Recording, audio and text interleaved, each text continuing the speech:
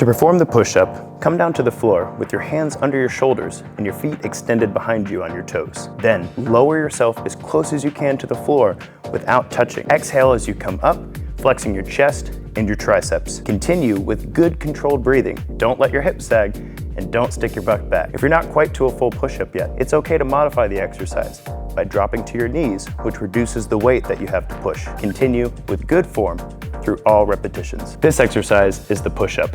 It's a foundational exercise that teaches your upper body how to work with your lower body and your core all at the same time. It also is great for helping your chest muscles grow and your triceps get stronger and more endurable. Let's get after it.